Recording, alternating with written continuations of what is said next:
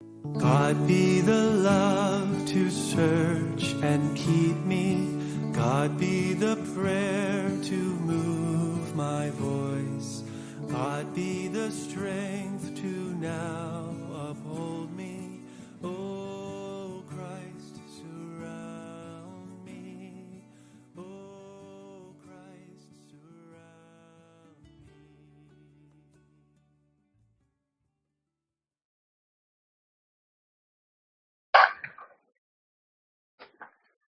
Lectura del Santo Evangelio según San Lucas.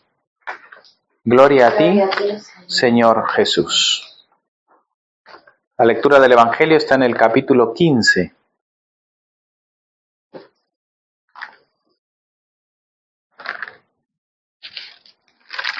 Leeremos el versículo 1 al 3 y luego saltaremos al versículo 11.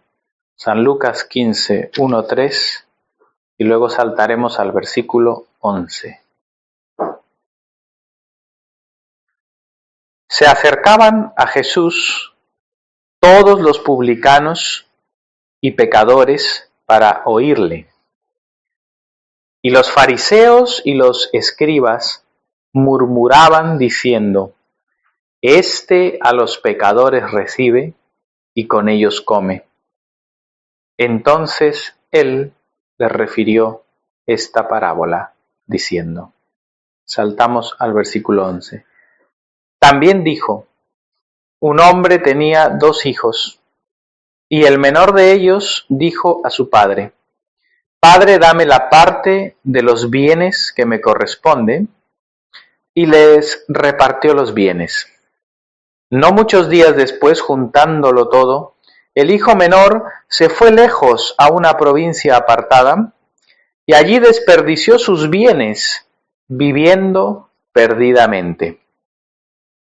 Y cuando todo lo hubo malgastado, vino una gran hambre en aquella provincia, y comenzó a faltarle.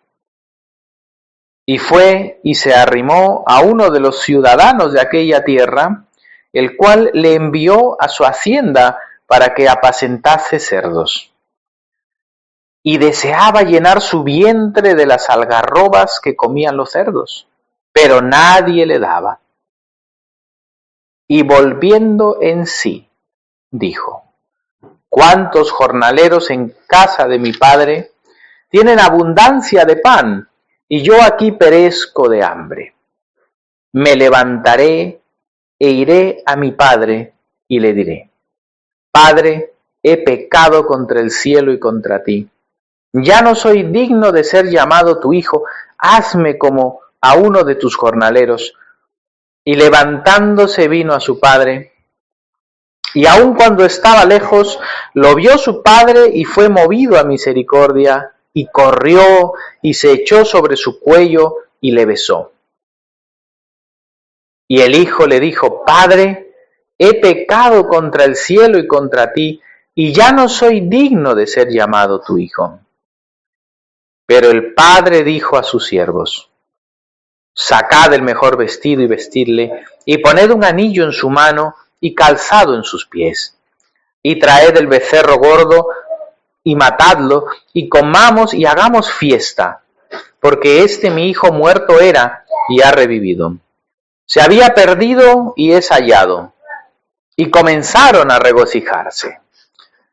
Y su hijo mayor estaba en el campo, y cuando vino y llegó cerca de la casa, oyó la música y las danzas, y llamando a uno de los criados le preguntó qué era aquello. Él le dijo: Tu hermano ha venido, y tu padre ha hecho matar el becerro gordo, por haberle recibido bueno y sano. Entonces se enojó y no quería entrar. Salió por tanto su padre y le rogaba que entrase. Mas él respondiendo dijo al padre: He aquí tantos años te sirvo, y no habiéndote desobedecido jamás, y nunca me has dado ni un cabrito para gozarme con mis amigos. Pero cuando vino tu hijo, que ha consumido tus bienes con rameras, has hecho matar para él el becerro gordo. Él entonces le dijo: Hijo, tú siempre estás conmigo, y todas mis cosas son tuyas. Mas era necesario hacer fiesta y regocijarnos, porque tu hermano era muerto y ha revivido, se había perdido y es hallado. Es el Evangelio del Señor. Gloria a ti, Señor Jesús. Podemos sentarnos, hermanos, y damos gracias al Señor por su día santo. Estas lecturas preciosas de la palabra de Dios, como hemos mencionado ya, en este domingo, cuarto de la Cuaresma, domingo de Laetare, como también se le llama, ese gozo aproximándonos ya a la celebración de la Pascua. Hay un domingo en el que la Iglesia ha querido enfatizar también en su liturgia, en el espíritu de la Cuaresma y del arrepentimiento, también el corazón de Dios, la misericordia de Dios, que llama al pecador a la reconciliación. El versículo tan conocido, ¿no? Que de tal manera amó Dios al mundo que ha dado a su Hijo unigénito para que todo aquel que en él cree no se pierda, mas tenga vida eterna. Versículos como este nos muestran el corazón de Dios, que Dios realmente no quiere que nadie se pierda, sino que todos vengan realmente al arrepentimiento y al conocimiento verdadero de Dios para ser reconciliados, otra vez unidos por la separación que ha marcado el pecado. Y las lecturas que hemos visto hoy, y en especial esta lectura del Evangelio de San Lucas, nos hablan de esto. Por eso hemos leído la introducción o el contexto en los primeros 3 versículos, porque nos ayudan a comprender esta realidad de qué es lo que estaba ocurriendo. El Señor Jesús estaba enseñando, como siempre el Señor no tenía esos escrúpulos religiosos exteriores que tenían muchos de los fariseos, saduceos y de los escribas, de no tener ningún tipo de contacto con los pecadores, ¿no? Al contrario, el Señor Jesús estaba con ellos, les anunciaba a ellos el Evangelio, comía con ellos. Él no se involucraba y no se manchaba con el pecado de ellos, él no tenía comunión con el pecado, pero él sí tenía contacto con ellos para llevarlos al arrepentimiento, para llevarles el Evangelio y llamarlos a un cambio. Entonces eso nos muestra en el corazón de Cristo el corazón de Dios. Dios no está lejos del pecador. Dios no está lejos de aquel que está embarrado en la miseria del pecado. Dios está cerca, pero para llamarle al arrepentimiento, no para decirle sigue viviendo así, no para decirle no pasa nada, sino para llamarlo a que se vuelva a Él y viva. Y esa es la actitud y el corazón de Cristo. Por eso a Él se acercaban, como nos dice aquí Lucas, todos los publicanos y los pecadores, ¿no? Estos publicanos eran, pues por decirlo de alguna manera, para la mentalidad del judío en esa época, era el representante de lo que era ser lo peor de la sociedad, ¿no? Los traidores de los judíos, ¿no? Que se habían vendido al imperio y cobraban impuestos y robaban de eso. Era como el paradigma de lo que era ser realmente un pecador, un malvado, ¿no? Entonces, todos ellos se acercaban para oír la doctrina de Cristo, para oírle. Y ahí nos está mostrando que Jesús estaba en medio de ellos, ¿para qué? Para predicar. No para compartir su pecado, para predicar el anuncio del reino, ¿verdad? Y los pecadores. Y los otros, estos religiosos hipócritas, lo que hacían era murmurar de esa actitud de Cristo. Por eso nos dice que los fariseos y los escribas murmuraban, ¿verdad? Y su murmuración era acerca de que el Señor recibe y come con los pecadores, ¿no? Los recibe y come, ¿no? El comer siempre, ya desde la cultura obviamente judía, porque esto Dios lo ha establecido así, es un acto claro y perfecto de lo que significa comunión. Uno no come así nomás con nadie, uno no se sienta en la mesa así nomás porque sí con quien sea. Cuando se come en una mesa común, se siente y se parte el pan juntos, es porque existe comunión, existe familiaridad, existe cercanía. Por esa razón, la Eucaristía misma, cuando partimos el pan y comemos juntos y tomamos de Cristo, de su cuerpo y su sangre, estamos hablando de comunión con Él y comunión nosotros, ¿verdad? Por eso es algo tan sagrado el hecho de sentarse y comer. Y aquí Cristo está sentado con ellos, y los judíos tenían esto muy claro, y que Jesús esté comiendo con ellos implicaba que hay comunión, pero Cristo está allí, repito, no para tener participación en comunión del pecado, sino para que ellos participen de su santidad, para que ellos vean y sean llamados al arrepentimiento. Entonces, ese es el contexto en el cual ocurre la enseñanza que hemos leído hoy, pues que es conocida normalmente como la historia del hijo pródigo, ¿verdad? Pero que en realidad no solamente habla del hijo pródigo, sino también habla del hijo mayor. Esta parábola es de estos dos hijos y enfoca a estos dos hijos, y realmente esta parábola el Señor la enseña a los fariseos y a los escribas que murmuraban para que ellos se vean reflejados en el hijo mayor.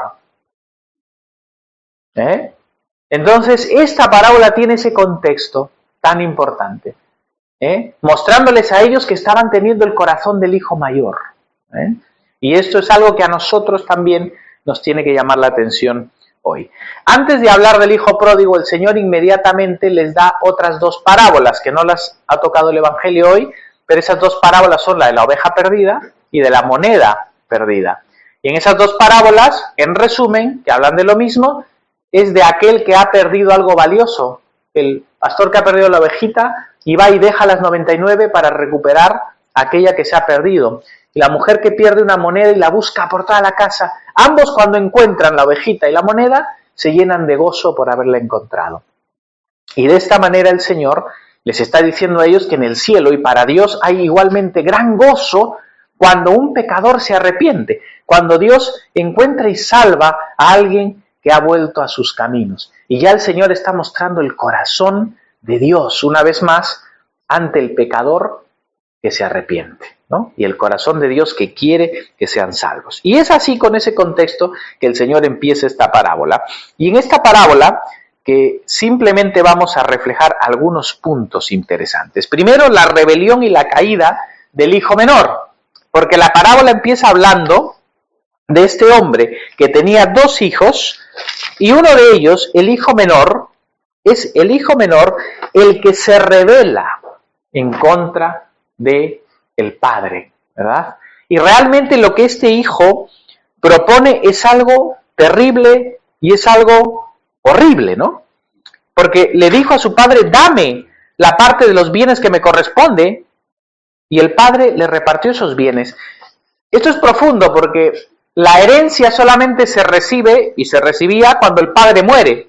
En otras palabras, el hijo le está diciendo: muérete ya y dame lo que me toca, ¿no? O sea, fijaos la rebeldía de ese corazón tan duro hacia su padre.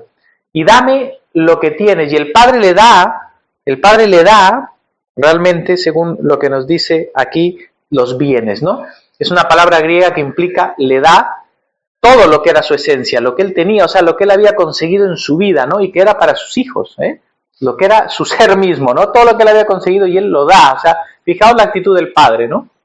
El padre cede ante esta ofensa y está bien, les da. Y le da a él su parte y lo deja tomar la decisión. Ahí vemos a Dios como respeta la libertad del ser humano. Dios no fuerza y no coacciona al hombre, ¿no? Y el ser humano toma esas decisiones, como en este caso rebeldes delante de Dios. Y aquí vemos a este hijo tomar esa decisión. El otro hijo no, el otro hijo permanece allí, pero este hijo decide pedir su hacienda, y como nos dice aquí, no muchos días después este hijo se fue lejos. Esto también tiene un simbolismo. Él se aleja de la casa del padre, él se aleja realmente de la gracia del padre, de la hacienda, de todos los bienes que poseía ahí, del cuidado y la protección, y se va a un lugar lejano, a una región lejana que no pertenece a el reino y a la zona del padre.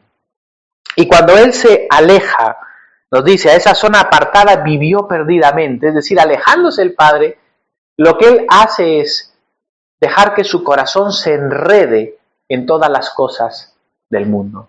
Y vive perdidamente, es decir, se entrega totalmente a los vicios, a los placeres, a la mundanidad y a todo aquello que está lejos del Padre. Y viviendo perdidamente, dice que lo malgastó todo.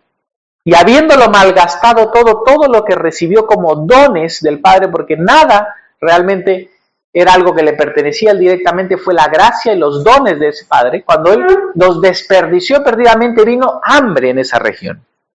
Y cuando vino el hambre por esa región, comenzó a faltarle y empezó a padecer las consecuencias de su locura.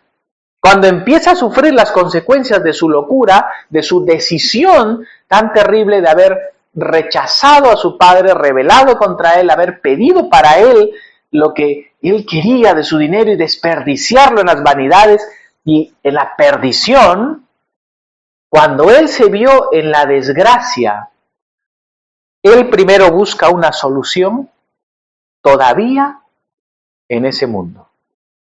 Todavía una solución en medio de su rebelión. Está buscando soluciones, pero soluciones falsas, a su alcance. Por eso nos dice aquí que él fue y se arrimó a uno de los ciudadanos de aquella tierra. Él no ha pensado todavía en volver a su padre. Él no ha pensado en arrepentirse. Él ha pensado, voy a buscar soluciones yo. Aquí voy a controlar yo la solución y voy a buscar aquí, en medio de este lugar perverso y perdido, voy a buscar soluciones a esta hambre. Y se arrima, él va y se arrima, se junta a uno de los de esa región, de aquella tierra. Y este hombre lo que hace es darle una solución falsa, ¿no? Darle una solución miserable, ¿no? ¿Dónde lo manda? Lo manda a una de las tareas o a la tarea más inmunda que podía haber para un judío, a cuidar cerdos, a apacentar cerdos, el animal inmundo, digamos, por antonomasia, ¿no? En medio de la cultura judía, y lo manda a cuidar de los cerdos, alimentar de los cerdos, es decir, aquí el Señor en la parábola nos está mostrando que este hijo ha llegado a la condición más baja a la que puede llegar el hombre. Es decir, ha tocado fondo, como solemos decir nosotros coloquialmente. Ha tocado fondo, ha llegado a lo más bajo que el ser humano puede llegar, a embarrarse en la miseria, a darle de comer a los cerdos, a estar revolcándose en medio de la inmundicia de los cerdos y a pasar incluso tal hambre que incluso nos dice aquí que él deseaba llenar su vientre de las algarrobas que comían los cerdos, pero nadie le daba. Y esa palabra deseaba es una palabra enfática en griego, es decir, deseaba con un anhelo muy grande llenar su vientre de esas algarrobas. Es decir, él deseaba incluso llenarse del hambre que tenía de la comida que comían los animales inmundos, ¿no? O sea, fijaos la profundidad de la desgracia, de la miseria, del pecado en la que había llegado a embarrarse este hombre, este joven, en su locura, en su rebelión, en su voluntad de ir en contra de su padre y alejarse y alejarse y alejarse lo más posible de él, gastando, tirando a la basura todos los dones que él había recibido. Pero de pronto aquí viene una parte fundamental, ¿verdad? Viene una parte fundamental. Cuando este joven ha buscado soluciones en sí mismo, ante su caída, porque él se ha visto en la miseria, y ha intentado buscar soluciones en sí mismo y por sí mismo, ayudándose de esa generación que le rodea, de esas personas perdidas en esa misma región lejos del Padre. Pero cuando él considera realmente su miseria, es allí cuando la gracia de Dios obra y le toca. Porque es en ese momento en el que viene este versículo clave, el 17, que nos dice, y volviendo en sí. Esta es una palabra clave aquí. Y volviendo en sí, dijo, ¿cuántos jornaleros en casa de mi padre tienen abundancia de pan y yo aquí perezco de hambre? Esto es lo que la Escritura llama convicción de pecado, ¿no? Es lo que llama el momento en el que nace la conversión. Cuando la gracia de Dios, el Espíritu Santo, viene y tú eres convencido de que verdaderamente estás mal. Pero esa gracia que Dios te da en la convicción de pecado tiene que ser correspondida por ti. El Espíritu Santo, nos dice el Señor Jesús, vendrá y convencerá al mundo de pecado, de justicia y de juicio. El Espíritu Santo tiene una tarea a través de la predicación, a través del Evangelio, de traer convicción de pecado a las personas para que nosotros respondamos a esa gracia siguiendo al Señor. En ese momento estamos viendo cómo este hombre está siendo convencido y vuelve en sí. Ese acto de volver en sí, de que en tu mente dices, ¿qué estoy haciendo? ¿Qué está pasando? ¿Hacia dónde estoy caminando? ¿Dónde estoy? ¿De dónde me he ido? ¿Contra quién me he rebelado? Y en ese momento vuelves en sí. Y es esa obra por la que hay que orar siempre en la vida de las personas, ¿no? Ese momento clave en el que por la gracia de Dios y el Espíritu Santo está llamando, pero ese momento en el que la persona considera realmente esta operación del Espíritu y dice, ¿qué estoy haciendo? ¿Qué estoy pensando? ¿Hacia dónde estoy caminando? Y vuelvo en mí. Ese volver en sí. Pero fijaos, cuando él vuelve en sí y ahora considera las cosas y dice, oye, ¿qué estoy haciendo? Si en casa de mi padre tenía abundancia y aquí perezco de hambre.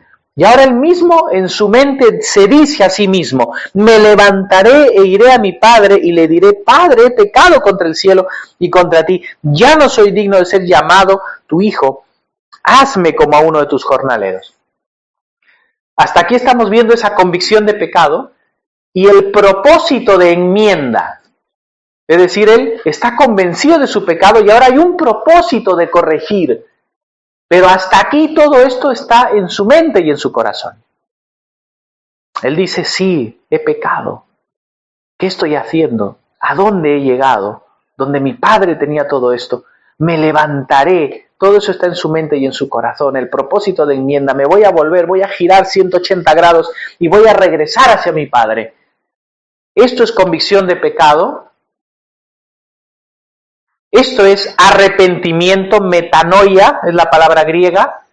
Metanoia significa meta, cambio, y noia viene de nous, mente. La palabra arrepentimiento en griego, metanoia, es cambio de mente. Es cuando tu cosmovisión, tu forma de ver las cosas gira, cambia y se vuelve a Dios. Eso es lo que está experimentando aquí este joven, el arrepentimiento, la metanoia, ese giro de su mente que dice, ¿dónde estoy? ¿Hasta dónde he llegado? Tengo que volver a Dios. Me levantaré e iré a mi Padre. Pero inmediatamente el versículo 19, donde nos dice, ya no soy digno de ser tu hijo, hazme como uno de tus jornaleros, es porque él ha llegado a un corazón contrito y humillado.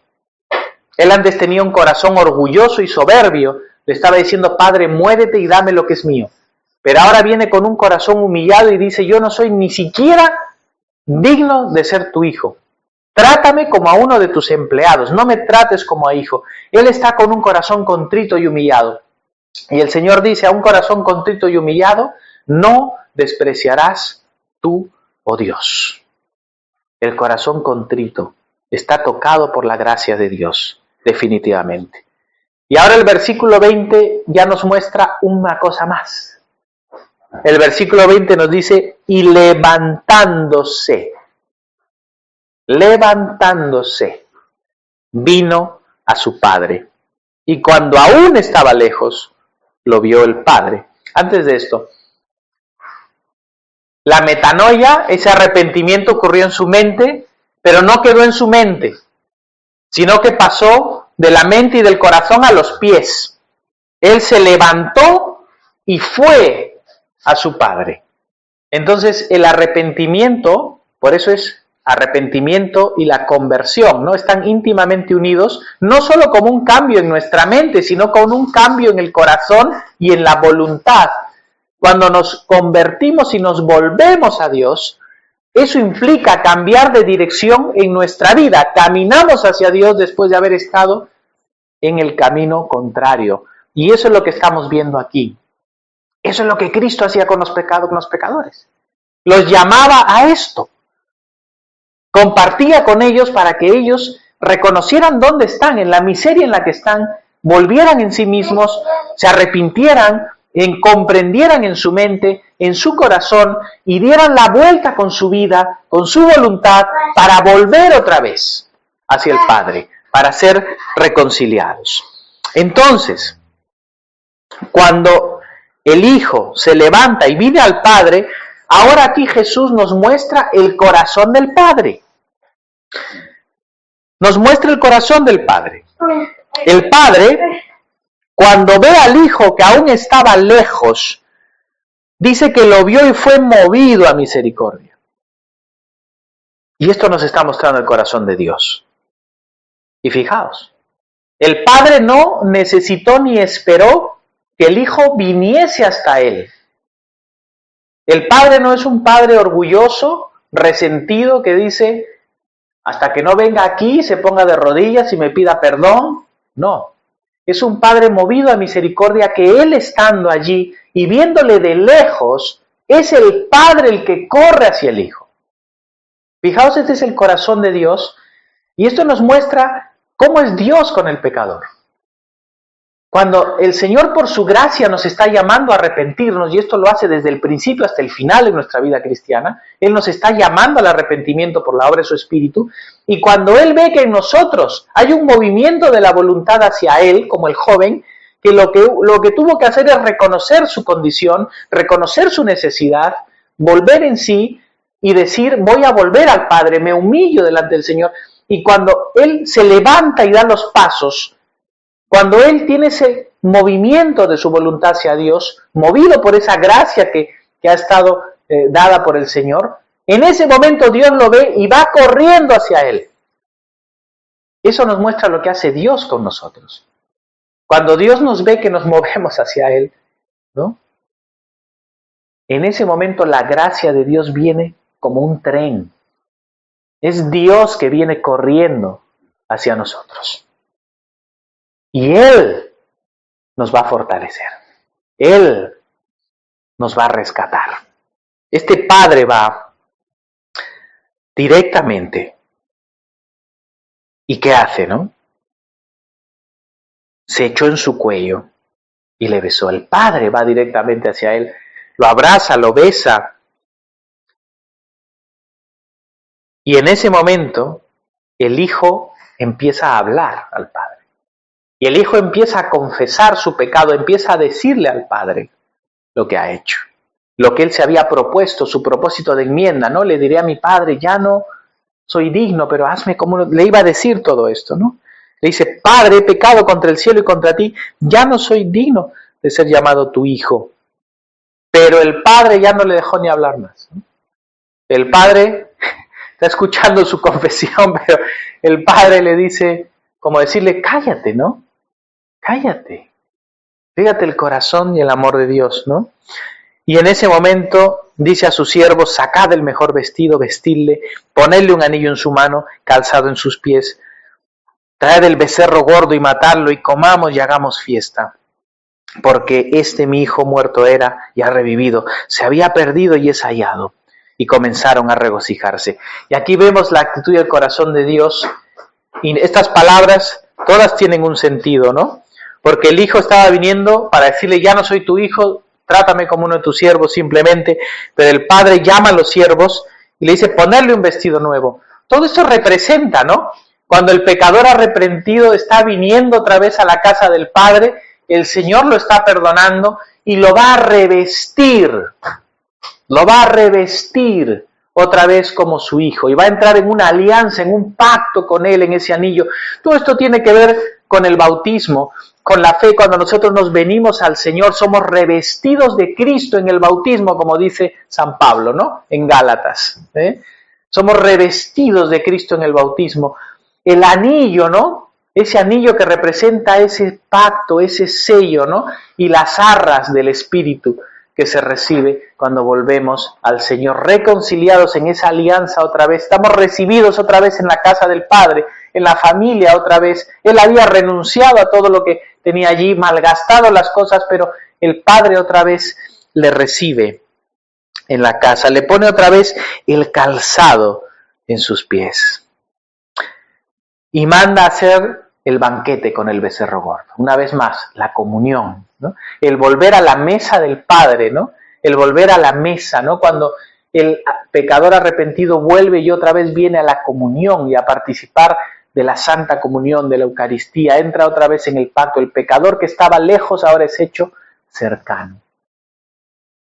Entonces fijaos el amor de Dios y cómo llama al pecador, al que probablemente nunca ha conocido a Cristo y es llamado, pero también a aquel que siendo cristiano se ha apartado y puede volver a los caminos del Señor, porque el corazón de Dios es grande para llamarnos al arrepentimiento, y cuando Él ve ese movimiento de nuestra voluntad, porque Él por su gracia nos está llamando una y otra vez con su Espíritu, y cuando hay esa correspondencia, la gracia de Dios nos inunda y nos trae el amor del Padre. Todos los siervos se regocijaban con el Padre porque este hijo había estado muerto, y ahí nos da a entender el sentido en el que la Biblia dice que el pecador está muerto en sus delitos y pecados, ¿no? Esa muerte es estar separados de Dios. Cuando nos separamos de Dios porque nos hemos rebelado contra Dios y nos hemos apartado de los caminos de Dios, estamos muertos. Pero volvemos a la vida cuando nos reconciliamos, cuando volvemos a la casa del Padre. Y finalmente, para ya terminar esta parábola, viendo toda esta maravilla del amor de Dios, del corazón del Padre, y lo que Cristo está enseñándoles a los fariseos, recordemos, y a los saduceos, ahora les va a reflejar cuál es el corazón que ellos tienen. Porque hasta aquí Jesús ha mostrado cuál es la actitud y el corazón de Dios, y por eso que Jesús, Dios hecho hombre, está manifestando en la carne la actitud de Dios hacia el pecador, de llamarlo al arrepentimiento. Y está mostrando la condición del pecador perdido que necesita volver en sí y arrepentirse y volver. Pero ahora la actitud del religioso hipócrita.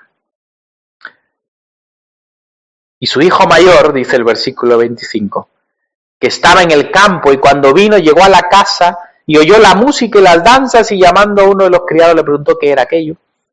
Y le dijo, pues tu hermano ha vuelto y tu padre ha hecho matar el becerro gordo, ¿no? Por haberle recibido bueno y sano. Entonces la actitud de él fue, dice, se enojó y no quería entrar. Fijaos, esta palabrita es clave aquí. El hijo mayor se enojó y no quería entrar. ¿Dónde no quería entrar? A la casa del Padre. Él no quería entrar al banquete de la comunión. Esto es muy profundo lo que está diciendo aquí. El hijo menor se rebeló y rechazó al Padre y se fue, se cortó de la comunión, pero ahora el hijo mayor está haciendo lo mismo. Por falta de perdón, por falta de misericordia, él se está cortando de la comunión del Padre, se está cortando de la comunión de su hermano arrepentido y él mismo se está excluyendo de la mesa del banquete del Padre. Y esto es lo que Jesús le está diciendo a los fariseos: por vuestra hipocresía y por vuestra dureza de corazón y por vuestra falta de misericordia y de arrepentimiento, vosotros os estáis cortando, porque no dejáis a los pecadores arrepentidos volver a mí. Y ni dejáis que ellos se salven, ni vosotros os salváis. Y el Señor está aquí reprendiendo ese corazón de estos fariseos. Y sabemos que muchos de los judíos rechazaron a Cristo, rechazaron el Evangelio, rechazaron que la llamada de Dios es para todas las naciones al arrepentimiento y unirse en un solo pueblo. Y ese corazón del fariseo que no quiere la salvación y el arrepentimiento del pecador es algo que hasta el día de hoy persiste en muchos, ¿no? Y el Señor nos está llamando a tener cuidado, a no ser hipócritas exteriores, ¿no? Sino más bien amar y buscar la conversión del que está lejos. Y alegrarnos cuando el pecador vuelve en arrepentimiento, y por supuesto nosotros mismos, vernos como aquellos que debemos estar constantemente en arrepentimiento y fe, volviéndonos al Señor constantemente, siguiéndole a Él, pero también con un corazón lleno de misericordia. No para, contaminarnos y mezclarnos con el pecado del mundo, sino para hacer luz y sal y llamar al pecador al arrepentimiento y buscar que vuelva al camino del Padre.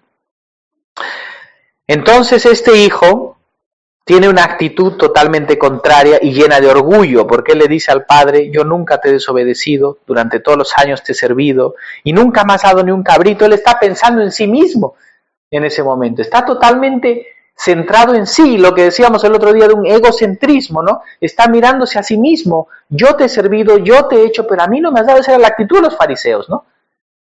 Gracias te doy, Señor, porque diezmo de todo lo que tengo, porque ayuno 3 veces a la semana, la oración del fariseo contra el publicano, ¿no? Que Lucas enseña más adelante, ¿no?